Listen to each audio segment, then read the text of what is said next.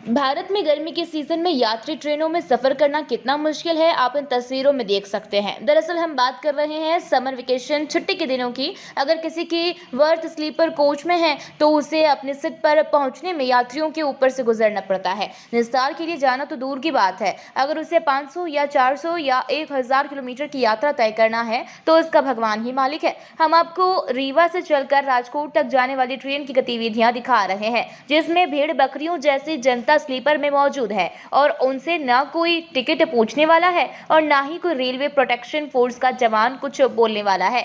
जिनकी birth sleeper coach में है और वह आराम से सुखद यात्रा के टिकट लेकर यात्रा का अनुभव करना चाह रहे हैं तो वह ये भूल जाएं कि उन्हें सुखद यात्रा मिल पाएगी। हर यात्री जिनकी कंफर्म टिकट स्लीपर कोच में है वह सुखद यात्रा का अनुभव करने के लिए टिकट बुक कर जाता है, और किंतु उसे ये सुखद यात्रा रेलवे का पूरा किराया देने के बाद भी दुश्वार होता हुआ नजर आ रहा है। वह अपने बर्थ पर पहुंचने के लिए जमीन पर सोए हुए यात्री के ऊपर से गुजरने पर मजबूर हो रहा है, और जब उस यात्री का गंतव्य स्टेशन आता है तो वह उस स्टेशन में उतरने के लिए झटपटाता हुआ नजर आता है कि कहीं उतरते उतरते ट्रेन ना छूट जाए। और इस बीच यात्रियों में अनबन भी देखने को मिलती है। जो पूरा किराया रेलवे को दे रहे हैं उन यात्रियों को रेलवे द्वारा सुखद यात्रा के लिए ना तो कोई चेकिंग लगाई जा रही है और ना ही ऐसे डिब्बों में टीटी की उपस्थिति होती है।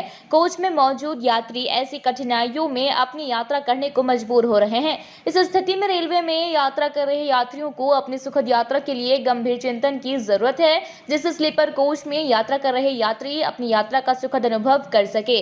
देखा जाए तो स्लीपर कोच में जनरल कोच के टिकट लेने पर रेलवे पेनल्टी तो लगा देती है, मगर स्लीपर कोच के टिकट लिए यात्रा कर रहे यात्रियों को सुविधा देने रेलवे के प्रयास विफल होते हुए नजर आ रहे हैं। और इन सबका कारण जनरल डब्बे कम करना कहीं ना कहीं समझ आता है, जिनकी भीड़ अब स्लीपर में कुछ करने पर आमादा हो रही है। रेलवे को इस पर गंभीर चिंतन करने की जरूरत है।